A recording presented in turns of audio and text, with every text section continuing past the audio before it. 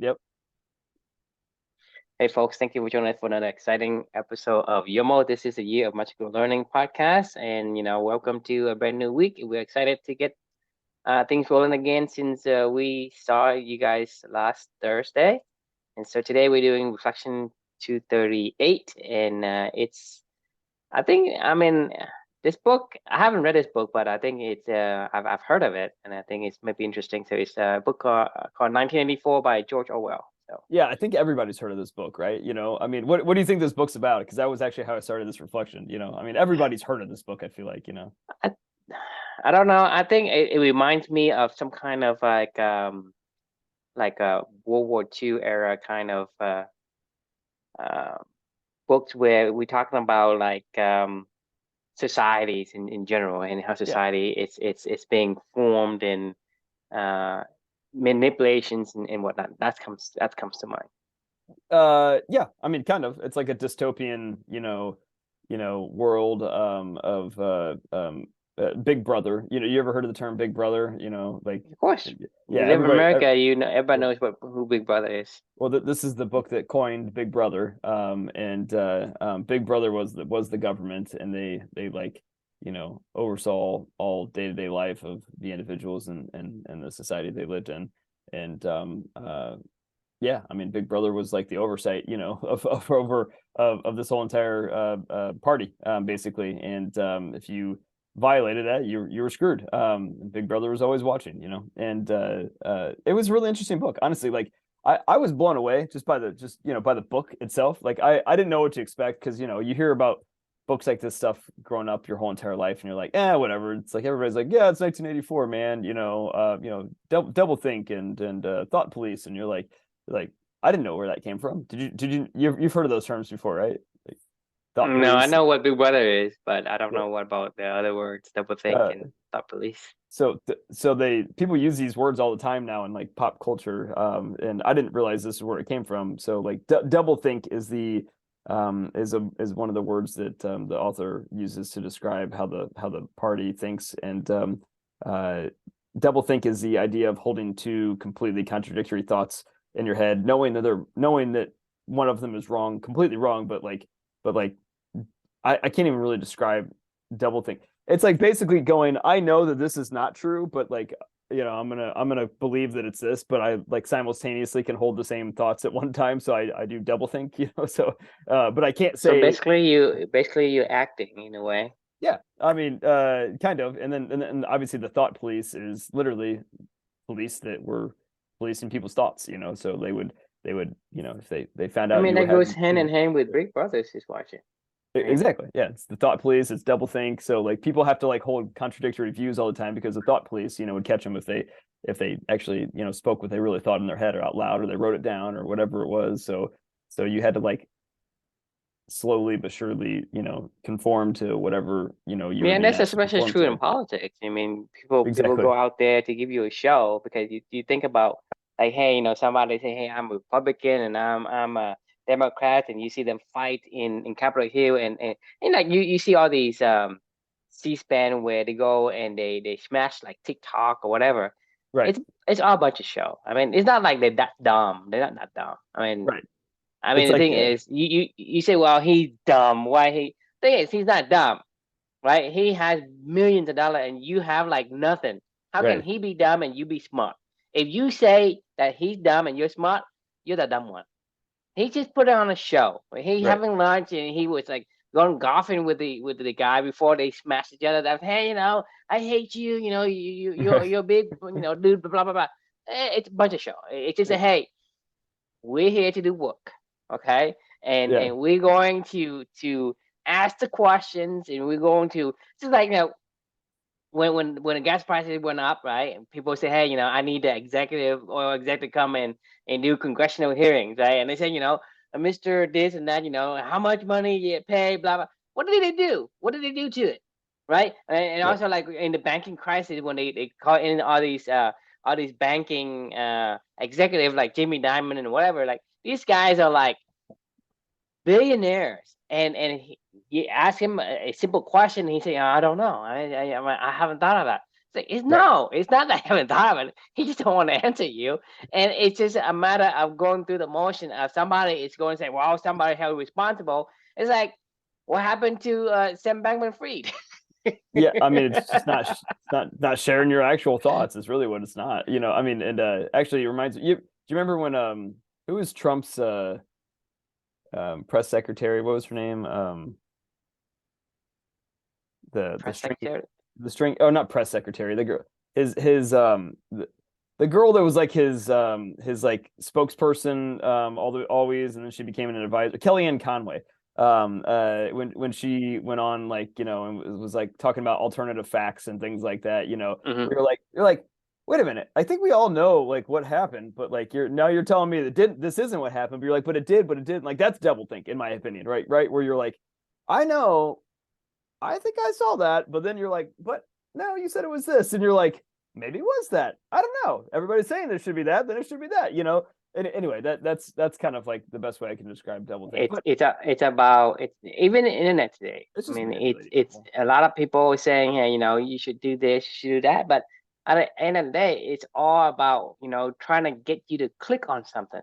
Just like Right. I told you about the Houston Texans and the drafting process and all the news that comes out. It's like no one has an idea of what they're gonna do. It's just all he says, right? And is essentially trying to get your attention. It's trying to persuade you in a certain way, whether the fact is true or not. No one knows. Right. It's like actually, well, it's a good time to probably bring up the reflection, because like this book actually is still very relevant today, and it'll probably be very relevant Well, it's for not only forever. as relevant, Uh, it's actually like very like um more so than before. I mean, yeah, the attention economy, like, like yeah.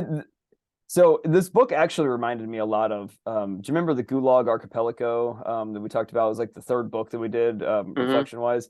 Right. This actually literally reminded me of that. Those poor people in real life, like the guy that wrote that book, was, one of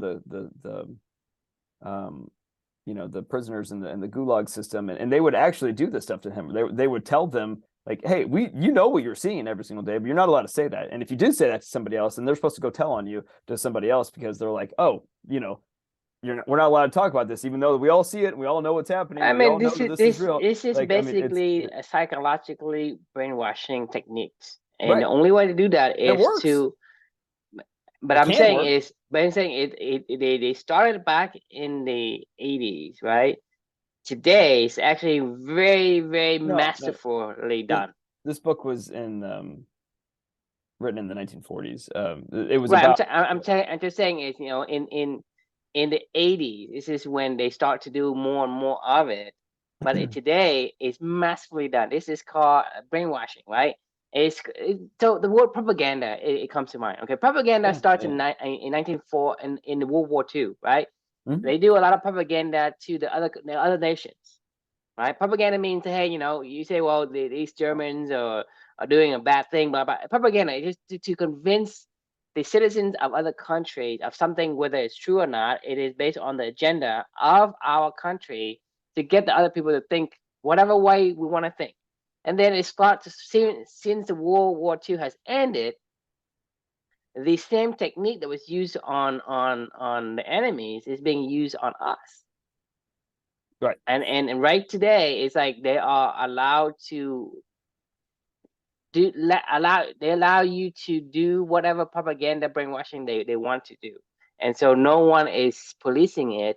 And Breakwater is the one that's doing it, and they allow people to brainwash whether it's COVID is true or not. No one knows any of these things. It's just whatever agenda and narrative they want you to know. This is what they push. And like I say, I don't think this is new, because in the reason why because the reason why I have a different I guess mindset and perspective from most average Americans is because in Asia, like in China, in Korea, North Korea, and in Vietnam, in the communist country, they do these things blatantly. So it's not like Yeah. they're trying to hide, right? But Yeah, that's what the Soviet Union did. over here, it's like they mix it too. It's very Right. massively done. So without having You feel like you're not. a seed of doubt, you won't suspect anything. Right. Only when you have a seed of doubt is when you say, well, that could be false, right? Yeah, it could be false. But that's what I'm saying is if you don't have that seed of doubt, you can say, okay, this is the way it works. Right. And only until you start to research and peel the layers, to expose it, you won't see any patterns because it's just hey, it is very. I mean, it's in China, for example, in China or in communists, like people will take your money, right? They will take your money and they will say, "Hey, I'm taking your money." There's nothing you can do about it. In the sophisticated world that we have, like you would persuade me to give all my money to you and thank you for taking the money. That's how massively done they can be. That's what I'm Right. saying is you, it's just like, hey, it's for a good cause or it's for me. It's like, that's what I'm saying is that they're so masterful at it that we appreciate them for taking our money. We actually, like, people come say, hey, you are the saving grace and we're giving you all the money and blah blah blah. But you are actually like, you know, put them on a pedestal for taking away your money. In other countries, like they blatantly say, "Hey, I am, the big guys. I'll take your money, and I Right. can." And you can see that blatantly, and you can say, "Well, I don't like that guy." But over here, it's like you give your money away freely, and and Yeah, thank that's them a good for point. taking Yeah. it, Yeah. right? And Good so, point. in order for you to do that, you have to really convince a person You got to be a master manipulator. of the good Yeah. cause. Just like, for Right. example, you're talking about, like, let's say like all these. I mean, to me, like in Asia, in other countries that I've been to and I know of, there is not a single non-profit foundation except for religion, like Buddhism or whatever. There's Really not a single non-profit. In the interesting. United States, there are millions of non-profit foundations. Why do you Interesting. think that is? I don't know actually why. What I just told you. You are giving away your money and Oh, thanking just them for it. because you think that you're doing something You're not good, doing but you're not doing anything. You're not doing right, anything good. That's right. what Somebody I'm just saying. convinced you. Somebody just They convince you to give away your manipulated money you to yeah. for they manipulate you to give away money, and you thinking you're doing a good cause, right? At the same time, that money could be used for drugs and whatever, or it Right. doesn't matter. I think, like, even for example, like, to me, I mean, it's sad to have people dealing with cancer, but to me, the Cancer Foundation isn't good for curing cancer because when there's money, why do you want to cure it?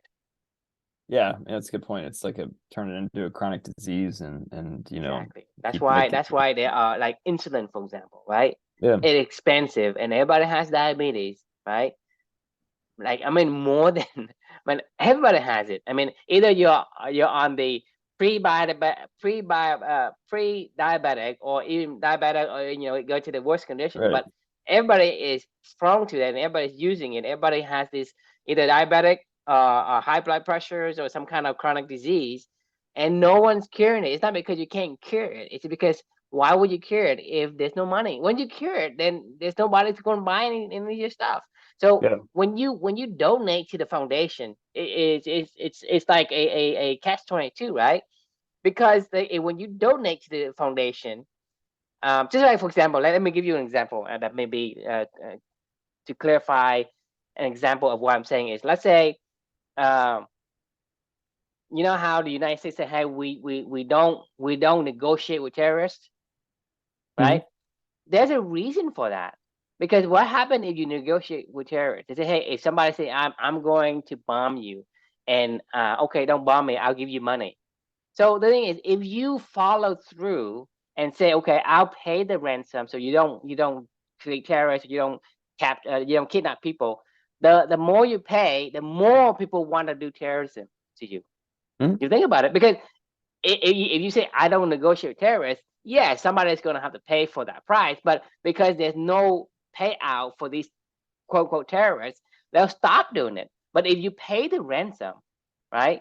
If you pay the ransom, other people say, well, there is money to be made, so I'm going to continue to terrorize you, so you pay me. Right. But if you don't pay me, then I'll stop. So the same thing with donating to the cancer foundations or to I'm not picking on cancer foundation. Everything the same. So it just it just comes to my mind. So I'm sorry, I don't want to pick on cancer. Yeah. The thing is, but I'm saying is the more you donate, the more they want you to donate. They want you to continue that trend, and so people they don't have the incentive to cure it. Right. Right. Yeah. No, We as a citizen want to donate money so we can find a cure. But the people who's getting the money, what's the incentive for them to cure it, to find a cure? Exactly. So if that's the case, because you're dealing with human nature. Right. You're dealing with human nature. What's the incentive for people to say, hey, I'm going to cure cancer? Either you have to give somebody a bunch of money, and if you do find a cure for cancer, right, the drug company is going to buy you up, and they're going to hide it and say, well, I'm going to sell all these drugs until my patents run out, or until I couldn't, modify my patent, and then that's like 100 years from now. Before, right. So they will stack up these treatments or whatever until they have to use it. They're not going to use it unless they have to use it. So they basically build the pipeline to simplify what I'm saying is to build a pipeline, meaning that I have all these things. If something runs out, I'm going to have the next thing to go set to market. So there is no incentive for people to cure any cancer or do any other, whatever donation, whatever charity you have. So United States, every single billionaire has a foundation, not because they are, have a moral stance on anything like that. If they do, like I said, like they let people go surfing. If they have a stand, you should stop doing the stuff, because you know what I mean. Because if you say, well, I only cost half. Well, that's a great example of doublethink right there. You're like, wait a minute, just stop making clothes, and you would probably be better off for the environment than continuing to make clothes and apparel. Yeah, I mean, and, like I said, if I go and I beat you up and say, hey, Chris, you should thank me. You should thank me because I didn't kill you. I only beat you up. I mean, this goes back to like the whole. Well, here, let me do my reflection actually, because I'm sure we can continue to talk. No, it's fine. We can continue talking about, I'm sure, a lot of this stuff because it's in line with what I was kind of getting at anyway. So the reflection title on this one was, if you mind the small rules, you can break the big ones. And so what's that? What we're looking on that list? Does it not? Oh, wait, what the hell? What? Why did it do that? We're looking for the reflection. Yeah. No, I know. I moved the. Here, let me stop share. Hang on. Start share. I had it on just one tab, and then I moved it. What the? The first one. Okay. There we go. Yeah. All right. So the reflection title was if you mind the small rules, you can break the big ones. So the main character of this book is his name's Winston. He's Winston Smith. He's somebody that toes the party line, but then one day he decides not to. He doesn't believe in this anymore. He actually used to write, like he would rewrite history. He worked for the Ministry of Truth, and he would spend all day long rewriting, just rewriting history, and then they would send the book out. That's nothing new to me. Right. So one day he was like, you know what, like, no, I'm done with this, and he starts to rebel a little bit, and he joins the resistance. And one of the people he meets during the resistance is this girl. She what's her name? Her name's Julia. She becomes the love interest of Winston, and you're not supposed to like fall in love in this world kind of thing, and like just having like a fling with somebody is not allowed in this world because Big Brother's always watching, and they were breaking the rules and they were doing stuff they shouldn't have been doing, and yada yada yada. Anyway, well, one of the things that she said was, as they were going through the little love affair, was, hey, if you mind the small rules, you can break the big ones. And I don't know why I was on a run when she said this, and I was like, it just hit me like a ton of bricks, and I I paused the book as I was running because I was still probably maybe like 10 minutes from home, and I was like, I don't want to forget that. I don't want to forget that one. So I was like just repeating the line over and over and over and over in my head until I got back home. And finally I pulled my phone out and I was like, fast as I could typing out, what I was thinking as I was, running, just because it dawned on me, like it was so impactful for me because, as you know, like every day of my life, I wake up these days, ever since Amelia has passed away and ever since I've met her, um, in the morning, I live my values every single morning. And in the middle of the day, these days now I can do it a little bit more just because I'm doing a lot more coaching and development and things like that around other people's values, but because of the world that I'm trying to create within this world. But really I'm a hypocrite, and then at the end of the day, I get to do my values again with stuff like this and tennis and whatever else. But like, there's this big chunk of my day every single day where we talk about all these concepts and we spend all this time trying to say, like, this is how we should live and this is what we want to do and this is how we want to help other people, and we want to help them to learn what that matters to them and bring that out in the world and create their own unique art and give them and build a culture around this, right? And then I go walk off and I go into this business world where I have to go play the part, I guess. And this line just kind of hit me like a ton of bricks because like I mind all the small rules every single day. I do my job. I smile. I go to my stupid QBR. We'd had a QBR all day long, which is the dumbest waste of time that I've ever been in my entire life, where people just want you to go, put stress on somebody so they can go present to their own teammates like how they're gonna do or not gonna do. Where all of it's totally subjective. Nobody has any hard data, and we're all just like, it's just a big. I don't even know what the point of it is, but it's a very common practice in this world. It's like just trying to give people stupid shit to do just so you can make them feel like they're, keep them on their toes or something like that. I don't even know. It's the dumbest thing ever. So much so that two of my employees called in sick today because they're like, I can't do it. They were up all night long, like, having panic attacks, I think, while they were sleeping. And it makes you feel bad because you're like, why are we doing this to people? This is just dumb, right? But you mind the small rules, right? You go into work every single day. You play the part. They tell you what your values are. They tell you what your mission is. They tell you what you're supposed to do every single day, and you say, "Oh, okay, fine.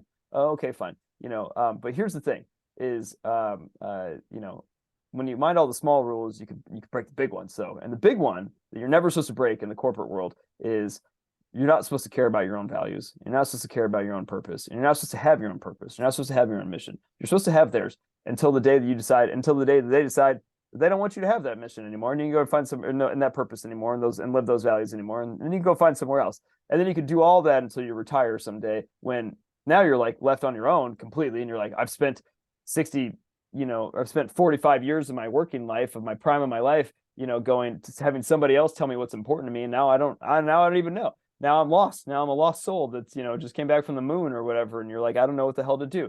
So for me, even though I'm a bit of a hypocrite every single day, and I'm still am, but I'm slowly making progress toward where we're trying to get to, of being able to live your own unique values and your own purpose all day long, and doing the stuff that you love to do, truly love to do, and bringing your art out into this world. I know deep down inside that I'm breaking the biggest rule of all, where I live my own purpose every single day, and I live my own values every single day, and I do what the hell I want. They don't have that. They'll never get that from me ever, and they will never have that. I don't care. Like, they can tell me what they want me to do. I will play their rules. I will dance around it all day long. But they can never tell me what my purpose is anymore and my values. And that was not the case before I met my daughter. So I loved this line because it just reminded me so much of, like, everybody's life, right? Like, as long as you can humor people, you can play the rules, you can make people feel like that you're playing along. But, like, don't ever give them what's really important to you, which is, your purpose, like, in your values, So anyway, that was the thought. Love to get your thoughts off of that, if there's any additional ones that spurred. Like I said, this is nothing new because, I mean, it's has been done in the past for so long. It just have turned into an art now that it becomes hard to tell what is reality and what isn't. Yeah. And Yeah. people don't have a clue how to break this the cycles of it reminds me of the movie Inception. You don't know if you're in a dream Right. or in reality. And sometimes you can't Or a distinguish dream between within a the dream two. within a dream within a dream, you know. Exactly. Yeah, yeah. And so without the spinning top, for example, I mean, I don't know if people know what I'm talking about. Is I know what you're talking about. Yeah. That's the right? purpose. I mean, that's really that is the purpose. Without a point of reference, Right. you don't know, which reality you're in, and Right. that's the way we are now today. And like I say, it's very massively done that it's very hard to wake up from that trance. You are in a trance right now. Yeah. We are all in a trance, and everybody say, you have to do this, you have to do that, and this is your purpose. Everyone is telling you what to do until they decide that they don't no longer need you, and then they just kick you to the curb, and then you wake up one day and you completely lost, and you basically are isolated in a way. And because even if you wake up, right, everybody is still in trance. So there's not like you say, hey, I still have this other world that I can go back to. You go back to, you basically alone by yourself. Yeah. And so having the ability to anchor on a point of reference, i.e., your core values, is basically the only way to wake yourself up from this trance. It's the We purple are pill. I mean, already, we've talked about this a few times. Like the values are the purple pill, right? You know, because it's living in it allows you to live in two worlds. Like it wakes you up, but at the same time allows you to, to function in that world. You have to still function. You have to come down from the mountains and function, right? You know, and I'm not trying to pretend like all the people that I see every single day are like stupid or whatever. They're not. They're very smart. They're just that they're I doing mean, what it they're doesn't doing. matter how smart you are, Right. because I think that the smarter you are, the harder you would be in a trance. Yeah. Because the thing is, just like I told you, like Yeah. If you as think you as a as a as a let's say we're talking about the world of whatever. Like, I mean, we talked about this before. When I was younger, right, I would be considered the dumbest kid in the class. I was, right? Like, in my country, like every time you are in class, they rank you. Like, if your class is of 30, they rank you from 1 to 30. right. And this is not new. This is China, all the Japan, Korea, all the Asian countries do it. You go to class, they rank you. And for me, is I always rank last. That means that for me is I was not very good at being adhering to the rules, to the program. So, for example, if you say, hey, somebody's going to hypnotize you, and you follow the instructions, the closer you follow, the more closely you follow the instruction, the easier for you to get into the trance, into the hypnotized mental state, right? Right. But if you cannot adhere to it, you are difficult to hypnotize. So for Right. me, is because I'm not very good at adhering to the trainings and the brainwashing concept. It was harder for people to hypnotize me. It's hard for them to brainwash me. So that's the Right. only way. I mean, you think about it. That's what I'm saying is the smarter you are, right? The more likely you are gonna be deeper in a trance than the people who are not. I mean, I think that's a great point. I mean, I I think of people in academia or something like that, or I think of people in hell, my world, right?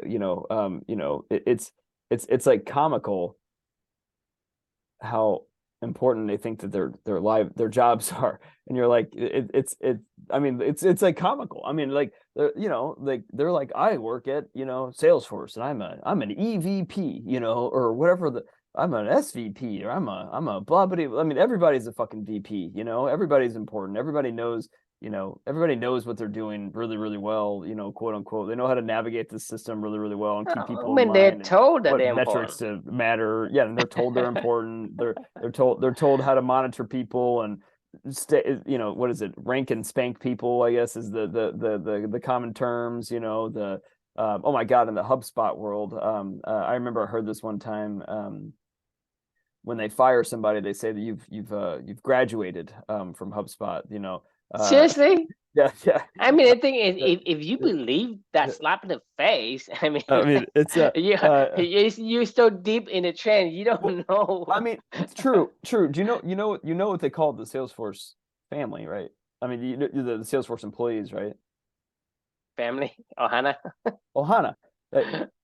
There's an Ohana floor. There's little stuffed animals That's a all over bunch the of BS. place. That anyone, There's anyone we say that's a bunch of like turds. this is your family. Like, but no, these people But believe the it. thing is, They the thing say is, they for get on the me, calls when and they're like, I'm "Hey, telling Ohana," you, you know. any average outsider looking in, that's a bunch of turds. But for It's the not. people, I believe that the people inside of it really embrace it. They do embrace it, and it gives them purpose. This is the problem. What I'm talking about, like It's like it's there's like I give you turd and you say, "Thank you for giving me this goal." You're basically right, being brainwashed to take in this BS concept as this, divination from higher ups. right. I mean, but That that's this is what I'm that. saying is, the brainwashing is so good that you appreciate and you willingly give your life for a cause that is you don't even understand it. No, I mean, like not even you don't even understand. Actually, now that we're talking about this topic, it reminds me of Skin in the Game, which I just read a few weeks ago, Mm-hmm. and he was talking about how like modern day indentured servitude is employment. Because he was he would gave the example of if you were like a contract airline pilot or whatever, and I had a contract with you to take me so and so place, and I knew that I was taking like this group of people to New Orleans or wherever he was taking them to, and then all of a sudden this sheikh calls and he was like, "Hey, I will I will pay out all your contracts. I will pay you 10x what you're gonna make, and I will do whatever ever yada yada yada. If you pick me up and do X Y Z." And the pilot calls you up and he's like, "Hey, I'm sorry, I got to break our contract. I mean, I have to accept this other offer." And the guy's like, "Well, you can't do that." And he was like, "Well, yeah, I can because it's my own business and I don't really give a shit about what you're doing." But he was like, then you flip it around if you're an employee, you're like they can't. I mean, whether or not there's a better option out there for them, or whether or not they see something different than somebody else sees, like it doesn't matter. Like you're constantly like at somebody else. They pay you a wage to control you. I mean, to tell you what to do and what not I to mean, do. the Like, thing I mean, is, I can, you if know, you look at a definition of an employee, it's fit perfectly what it is in terms of the servitude and the slave. you're right. When you're an employee, they can dictate your time. Meaning, I expect you to be here at 6:05. You have Right. to be there at 6:05. I just told As a contractor, right? They cannot dictate your time. So the thing is, when you control someone's time, what's the difference between that employment and servitude? I just told nothing. Exactly. I just told you that two of my employees called in sick today because they were up. You think they were sick? I actually do think they had anxiety. I think they had a lot of anxiety because this got thrown on their plate for no reason at all. There's no that was the least productive day that I think I've ever had in a workplace environment. And these poor people, like, to keep their paycheck, they thought like, oh, I got to show up and I got to be really, really good. And I got to make the numbers look good and I got to be able to talk to my business and, blah, blah, blah, blah, blah. And like, I mean, I'm saying all this stuff to you and you're like, why did they just do that? Why is it somebody else? Why is it okay for somebody else to make you feel like that? If that was my business, I would be like, fuck you. I don't care. Like, you can't just make me, yeah, fine. Maybe I'll do that, in like 3 years when I have time to really, for whatever reason, our contract's up for renewal then or something like that. And like, and I absolutely need to go do this to justify keeping your business or something like that. And I'll put in the time and the effort to make sure that I do that and show up right and whatever. I don't know. Maybe I would do it, but like most likely I would say, fuck off. I'm not doing that. I got other shit to do. Like, I mean, I'm not going to waste my weekend. A couple of them, they're working on the weekend. Am I going to feel sick about this? Am I going to get anxiety about, having to go present in front of a bunch of group of people that don't give a fuck about what I care about or not? Like, and the worst part about all this stuff is like what you were saying about the whole, and, servitude or not, kind of thing. Like, the idea of values and purpose that gets adopted in the corporate world in particular makes me disgusted because they use that to say it's okay. Like guys, we're gonna do this all together. We're gonna do this for a collective purpose and a mission and values. We're gonna live our values. We're gonna do all this stuff, right? And they make you feel like everything else that you just talked about, the shit turd sandwich that they just gave you, that you're just taking for the that you're like, oh well, you know, they sprinkled some powdered sugar on this shit turd sandwich, you know, and it's like you're still eating a shit turd sandwich, you know, and you're like, what the fuck am I doing? Like, you know, and we're all just sitting around eating it, talking about how delicious it is, and like, Thank you for the turd sandwich. sandwich. Like, and I like, this is what it goes back to. If you break the small rules, I mean, if you mind the small rules, you can break the big one, because like, this is what, like, if everybody knew, and if everybody walked around that ecosystem, and like the Ohana at Salesforce or whatever, and they were like, look, I get it. I get the game. That's fine. Like, you're gonna fund my nonprofit. You're gonna fund my business. Salesforce, you are my number one investment backer. You know what I mean? Like, I will play your fucking game for right now until I don't play your fucking game. You know, and but you can't tell me what matters to me. You can't tell me what my purpose is. I will figure that out, and I will do that in this ecosystem. And if you don't like that, then you could kick me the fuck out, and I'll go figure out. I'll take your money for right now until I can go reapply that money to what I want to do, if I have to do that or something. Or I'll keep playing that game until I can figure that out, right? That's the game that you and I are playing right now. That's the game that I'm playing. Like, I took over a team at this company so I could play our game. We're playing the club mini game inside of my current company's business right now. Like, they don't know that, and I don't care. But I play by the small rules. I do their QBR shit sandwiches. I do their, you know, like, my boss pinging me, asked me to do something completely ridiculous for no reason at all, you know, on this firefight needs to happen right now. I do the whole, let's all get together and talk about, you know, our mission and values and whatever, you know, crap about, you know, where the business is going, and everybody charge up the hill, you know, the economy is bad, whatever. I'll do all the stuff that you want me to do, like, but what you don't know is I'm doing what I want to do, and you have no idea. And if they did find out, they'd probably fire me. Honestly, I would fire me if I knew that somebody was doing that. But that's the whole thing, is they don't see it because I'm minding all the small rules. But the big one is the really one that all that matters, right? Like, it's like, when you do the small stuff, people don't see you know, you could just blatantly break all the biggest rule of them all, which is, you don't own me, and you don't know my purpose, and you don't know my values, and you don't care, but I'm going to go do that right now, right under your nose, and you don't give a shit. Who cares, you know? Right, because you mean, let's go back to the Matrix example, right? If you are in the Matrix, right, how would you know? How would you know, hey, there is another world out there? Only until you have taken the red pill. You know, you have the blue pill, which is the Matrix. Right. Only when you take the red pill, only then you can say, well, I can go into the Matrix and pretend that I'm still in trance, and I basically go to my cubicle and do the work. But because they see me do the work, they don't expect me that, hey, I'm not like glued into the Matrix. I was just pretending to be part of the Matrix, so they don't expect that. That's the thing, is without having the red pill, the people in a Matrix, not any way possible for that person to wake themselves up. Okay? Yeah. So the only way to imagine you in the Matrix. The only way to wake up from the Matrix is there is a surge in the system somewhere that wakes one person up. That one person wakes up because it's a surge, some kind of atomic bomb, some kind of a anomaly event that creates the first awakener. What I want to call it, right? You're talking about a woke, right? A woker, whatever, the woker. The first woker, right? That woker gets up, and that woker will have the ability to have two perspectives and still pretend to be inside the Matrix and not get caught, so that he can, you know, at night do his things and then wake somebody else up. But you think about it, if you're in trance and no one tells you about, hey, your core value is being violated, you will never ever be able to wake up. I don't care how smart you are. You cannot wake up from the trance without an external woker waking you up. The external, the initial woker was the anomaly event, like an atomic bomb of one person that created for example, Morpheus. I don't know if Morpheus.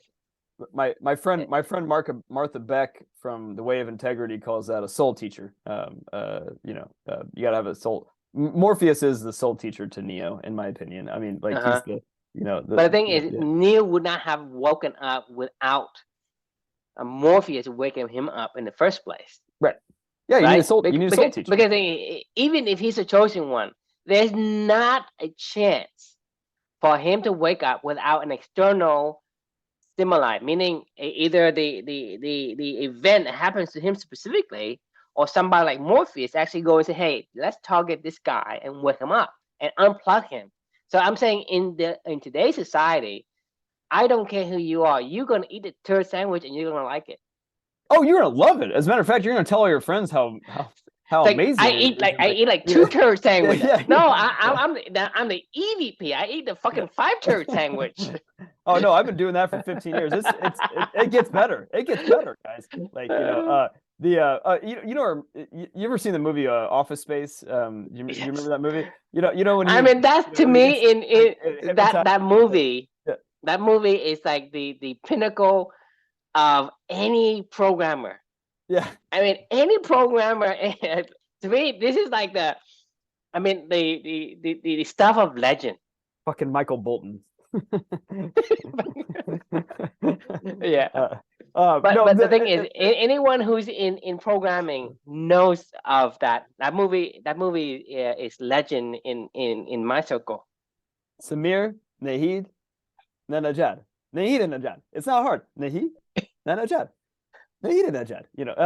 No, like the reason why I was thinking about that movie is when he does get hypnotized, like you were talking about being hypnotized, he literally gets stuck in a hypnosis state, and then he comes back into the office and he's like, he's cleaning skin in his he doesn't go in for the weekend, work, and he's skinning his fish that he just caught, and throwing stuff out, and then he's late for the meeting with the Bobs or whatever, and he walks in and they're like that guy's a real go-getter, the best part, the best line from that movie I'll never forget is when he goes to lunch with Jennifer Aniston's character at after he just decides he's not going to go to work anymore, and she was like, so what do you do? And he was like, I don't know, I think he's like, I work in this shithole, whatever, I forget what he said, and she goes like, long story short, he goes, I'm just not going to go. She's like, what do you mean you're not going to go to work? You mean you quit? No, I'm just not going to go. And she was like, well, do you need to tell somebody? No, I'm not going to tell him. Yeah, it's fine. Like, I'm just not, I don't like it. I'm just not going to go anymore. I just don't feel like it. Yeah, I don't feel like it. You know what I feel like doing? I want to take you out on a date, it's just, and I don't know, like it's just beyond funny when one person, like you said, basically that was a comical, example of somebody just breaking out of the matrix, and you're like exactly, and then later on they had his that Peter's got management material all over him, written all over him. The Bobs, right? And then his coworkers, follow him, you know what I mean? Exactly, because no one would have stood out, because the thing is, the guy would never have done it unless he was hypnotized and accidentally stuck in that trance. Right. Because you remember the TPS report, go ahead and say work on Saturday, go ahead and do Sunday, right? So that's what I'm saying, is it's an external stimuli, right? The event that happens to him, only that event can cause that ripple effect. Right. You cannot get out of it by yourself. You just cannot. So that's why I'm saying is for us, right? You and I only got to this point because there was something that anomaly happened to us. Yeah. Right. It wasn't normal. It happened to us. That's why we woke. Because if I did not have the health issues, I would never have woken up. Right. I would never have woken up, and you would never have woken up either. You would be like the EVP of Salesforce, self-development team, and going up the mountain with your Salesforce Ohana flag, you and I when we talking, and that's what I'm saying is because of an external event that's unexpected, only that creates this. And then when we talk about this thing with other people start slowly able to see the light and wake up themselves, because without that, there's no way you wake up yourself. I mean, you think about it. If somebody put you into a hypnosis, right? How do you get out? How do you get out? I mean, it's like an atomic bomb needs to, like, you know, shake I your. mean, the movie Office Space, it tells you exactly what happens in a hypnotic trance. You Yeah, I stay mean, in it. You yeah, stay yeah, in yeah. But yeah, it. he was in one, and then he went to another one, and then that I and obviously the comical disconnect between the two. It's funny you're saying this because I so many of my and Club Any Light and the Club Any Light that we're doing at my current company, Mhm. I mean, my employees tell me all the time, like this stuff is like, what I work on them with them on about living their own purpose and their own values, and helping them to discover that and figure out how to bring that into their work. Like they've all told me, like almost to a T, like this is like insane. Like, I mean, not in a good way. They're like, I can't believe that like I get an opportunity to do this, and so much so that one of those employees, who probably has embraced this the most, when I first met him, when we had like our interview day, where he had to go impress above 50 other candidates, literally live on a Zoom chat, like he played the part. I mean, he was like he like somebody that read every book about, like, what do you got to do to fit into this world and this culture kind of thing. Mhm. And like he did it, like, and I mean, and he stood out. All my other, people, the leadership team that I'm on, saw it, and they were like, oh, this guy's got something, and like they're like he's a, he he could fit in this environment. He'll eat that turd sandwich really well. What I mean. And for me, like as I've been working with him, like you've said, like you were saying, of like, being like a soul teacher to him, kind of thing. As I continue to have these conversations with him all the time, like we don't even talk about work anymore during our one-on-ones. We talk about this. He'll pull up my latest reflection, and he'll just be like, let's talk about it, and he'll share whatever book that he's reading, and we'll talk about it, right? Like, and like, I'm not joking, like this is our one-on-ones at this point in time. So much so that, like, the other day, he right now he's at home. He's originally from, a country in North Africa, and he hasn't been home for a while. And he lives in New York, and he I think he's like questioning a lot about what he's doing right now here. And I know he is. And he decided to go home for 2 weeks. And he was like, I just on the spur, on the whim, on a whim, he was like, I don't know what I want to go be with my family. Like, I know what he's doing. He was like, I wanted to go be with my family. I wanted to go learn. He's a free spirit. Like, he plays guitar, he draws, he's like a bodybuilder. He's like a former soccer, college athlete. Like, he, has all these like hidden talents. When we did our little knitting challenge, like Mhm. he was the only one besides the girl that taught us. That weekend he went home and he knitted a whole hat, and he never done it before. And I was like, what the fuck? He showed me on Monday when he came back, and I was like, what the fuck? Like, how did you do that? Like, I mean, it took me a month of doing this as my monthly challenge to get something that didn't even resemble a hat, but kind of, I guess, got there. Like, this is the kind of person that he is, right? And he reads like That's what 10 I'm books. saying. Is the smartest person who adhere to the rules the best. Yeah, And I when mean, they do yeah. that, you are the But most in a trend, because like we were saying is he say, well, he I exhibit think I all fucked him these. up, though, is what I'm saying. What I was getting at is, I Well, you think I give him the fucked him red up. pill. Yeah, right, right. But I don't mean that. I don't mean this in a bad way. I think in a good way. I think I fucked him up a little bit, because I think he's like, I I don't know that I like this, but I do. I don't want to leave Chris. Is like really what's going on. Like, is he was like, I don't think he wants me to not be in his, like, in his life. But at the same time, like, I think I know. I think he's gonna come back from this trip in like a week and a half from now, and he's gonna go, I don't know that I want to be here anymore. And I'm gonna go, yes, like I even have jokes, because I've told him what, like, I think he and only one other person on the team, I've really told him like what I'm doing with like the whole Club Any Light program.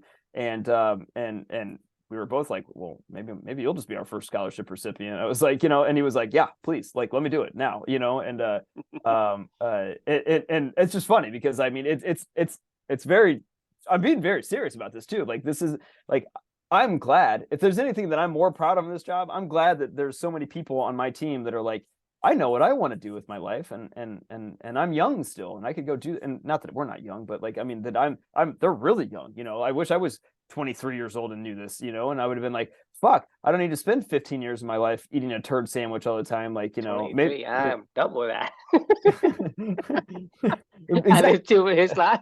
I mean, so I think I think he might be 24 actually, but either way, my point is like I'm more proud of that than anything, you know, that I'll probably ever have accomplished in my career, you know, and that's cool. Like that's what I want to do more of, you know, that's what I want to have our, you know, what we're creating and helping other people to be able to be themselves in an environment where they can still be supported by other people. Like I don't know why I don't want to manipulate people. Like I want people to just be able to be who they are, and then we'll all figure out we'll beaver on purpose all together, you know, and it reminds me of a reflection that I have coming up here in the future of from a Michael Pollan book, which was The Omnivore's Dilemma. One of the reflections that I wrote, I won't get full into the weeds into it, but it was there is such thing as a free lunch. Like if you put together an amazing ecosystem, you know, where everybody does what they want to do, like the byproducts of what you do that's really well, and the byproducts of what they do really, really well, and the byproducts of what everybody's doing really, really well supports the whole entire ecosystem, and we all, you know, continue to grow and get better and better and better and better and better. So it really is a free lunch. If you're doing what you do, and I do what I do, and we're all doing it together, like everybody benefits. Like, I mean, you really do eat a free fucking lunch. It doesn't cost anything. You don't have to spend $500 million on fertilizer. You don't have to spend, you know, like rotate crops all day long and everything. You don't have to have crazy amount of equipment and whatever. It's a sustainable ecosystem that everybody gets to benefit from and everybody can grow from, and it's better. Like, and everybody's happy. They all can be a beaver, or they all can be a wolf, or they all can be a, you know, a fucking owl or I mean, whatever the thing it is, is. people look at it as a zero sum game, but you think about it, a lot of things that we do are not zero sum game, because you think about, let's say we make a movie, right? There's a good director, right? That director is gonna have to find a good actor, right? That good actor makes the director jobs in the movie, and everybody's in the movie having more money. But if you Right. say, well, if the person who did good, the director has to be bad, right? It's not that kind of a balance. You have, Right. because the thing is, let's say I'm a director of a movie and I bring in a no name actor, and because of my ability to direct, right? I make that no name actor become famous. You see what I'm saying? Mhm. Because but that no name actor become famous, that also make me famous Right. because the movie was a success. But it's not about, okay, I made you more than what you were. That means that I have to give you something that I've lost, somebody's fame or whatever. Right. Right. So that's the Right. thing is, when you work together in a way that you are good at what you do, it multiplies in terms of the result. You're talking about the movie becomes success, right? Not only the director, not only the actors, because the actor, like, let's say you find like Brad Pitt when he was young, or Tom Cruise when he was nobody, or Jennifer Lawrence when she was no one, like no one knows her, or anybody like that, right? Until somebody was able to bring in somebody and put her onto the screen, only then we have this fame, and that fame, and basically it plays off each other, and that movie becomes a success. So everybody that is involved in that movie, because it's huge success, will have to benefit much more than they can even do by themselves.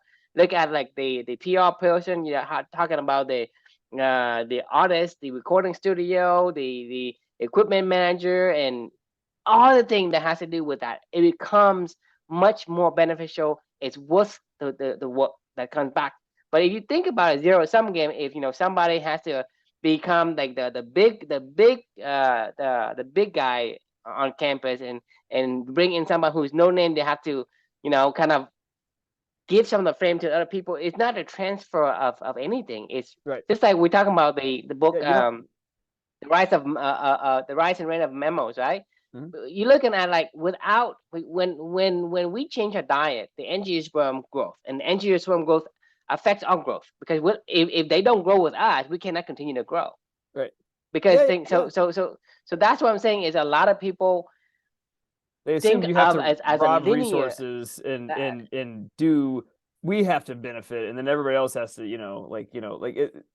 No, it, I'm 1,000% with you. I mean, like like this is how modern business and everything is done. I mean, everything is done this way, where it's like our tribe will benefit to your tribe's deficit, or to your tribe's, Right, deficiency. because you play in a game where you say, hey, if somebody wins, somebody has to lose. That's Right. the mindset that you being conditioned to look at, to see. But the thing is, reality is not what you see. Reality is that it's a spiral upward, meaning that the more you grow, your growth costs someone else to grow. Their growth costs you to grow. Just like trees, right? We needed oxygen. The tree needed carbon dioxide, because if we stop, let's say, let's get rid of the humans, the tree's gonna die, right? Right. There's just not enough like carbon Well, I mean, dioxide. other mammals breathe out carbon No, dioxide. there's not enough. Doesn't Not cows enough. fart a lot? There's a methane. It's I not know. it's I not was kidding. CO2, I was kidding. because that's the CH4. I'm a chemist, so you can't you can't fool I me. was joking about the cow farts like that. But I'm saying is, like, because there is always this interdependent with each other, because they have to grow together, because if one of them stop growing, the cycle actually breaks. And Right. so when you look at human as a whole, if each individual does what that person does best, it contributes more than a linear effect. It's a Oh, compound way more. effect. Yeah. Yeah. Exactly. So that in the end result, even if I contribute just a little, I will get back 10 times, right? Because For I'm sure. doing. Because you think about it, like, this is what the term we call comparative advantage, right? That means that, let's say, we need to make a clock, right?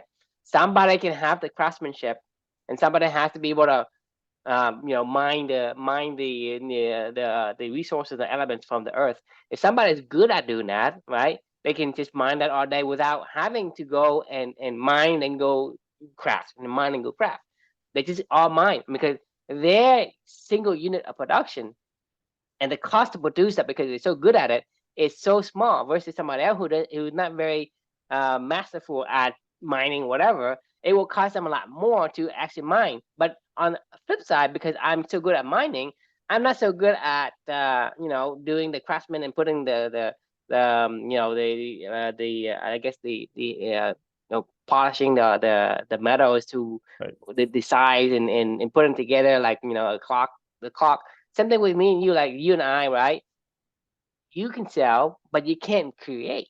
I can create, but I can't sell, because I'm already too good at what I do. And in order for me to be very good at what I do, I cannot be distracted and divide my focus from, hey, I go build something on a software and go sell it, right? And you can't do that either. So, but Right. if I can focus all my time on it, I can reduce the cost for me to produce, and also for you is you can reduce the cost to acquire the customer. And Right. so having both of us together, we actually, I can contribute one but get back 10 times, because I do what I do best and you do what you best. And that's the Right. purpose. I mean, that's the meaningful work, meaningful relationship formula. Is, you put that together and everybody is going to benefit. Agreed. I mean, I, it almost makes too much sense at this point in time in my mind. Like, I mean, I know that I don't know anything is one of the our club and core values, and one of my personal core values. So I don't want to assume that we know what we're talking about at this point in time. But, like, But at the when end of the when day, we it think about doesn't books like matter though. this, It right? doesn't matter what happens. Like, the thing is, I'm asking people, okay, Well, at the end of your life, you think your life is worth it, or is it wasteful? The thing yeah, is, whatever you want to do, because the thing is, let's say, oh, somebody has the gene, hey, I want to be the leader, right? If somebody wants to be a leader, and if you cannot be a leader, then it's a waste of your life. For me, I want to right, have peace in my life. I don't want to be a leader. So if you put me in leadership, to me, it's a waste of my life. So yeah, in the case for me is, if I get to do what my body and my gene needs me to do, like, hey, be this normal person, then when I do that, I have a fulfilling life. It's yes, not a waste of my life. So to me, it doesn't matter. It's, at the end of the day, right? What are you doing? Because, right, what's the point? What's the point of you doing? And The thing is, even if you say I'm gonna build this bridge, man, I'm gonna be this engineer or this company or this entity that build this massive bridge or whatever. Doesn't matter. When you die, 1,000 years from now, that bridge can be gone. So it doesn't matter if you build something. It's always this balance, like Right. the producer and the composer, right? So Yep. it's always this chaos versus the anti-chaos. So in our world, there's always that balance, that equilibrium. So it doesn't really matter if we get together and we produce a bunch of things and we get 10 times. That's not the point of life. I mean, who says that, right? If you No. say that because it's your perspective, that's what you want. That's fine, but Right. it's not the universal sense. Hey, everybody need to do this. Everybody need to contribute. What's the point of contributing something if that's not what you want to do? There's there's Because the thing there's is, for zero me, like I points. say, yeah, for I me, think it's I wish you could have sat in this QBR with me all day long. I mean, I would have you would have stabbed your eyes out. Like, I mean, it was 10 hours straight of 10 hours. well, I mean, I guess it started at I can stand 10 about maybe 30. 15 minutes Wait, 10 of 10 torture. wait, 10:30 to Regardless 5:30. if it's over So, an hour, so eight it's too hours, eight much for hours. me. So 8 hours. It was 8 hours. Anyway, or Like I say, seven and a it's half. over an hour, it's too much for me. I cannot, because it to me, you cannot pay me enough money to sit through those kind of meetings.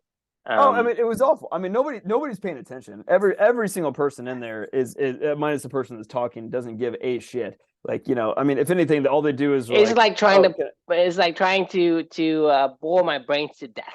I mean, it's that's to me is the worst punishment I would ever imagine happening to me. I mean, I'm not even joking about this. Like, I don't know why I didn't just get up and walk, virtually walk out of the meeting and just be like, I don't care.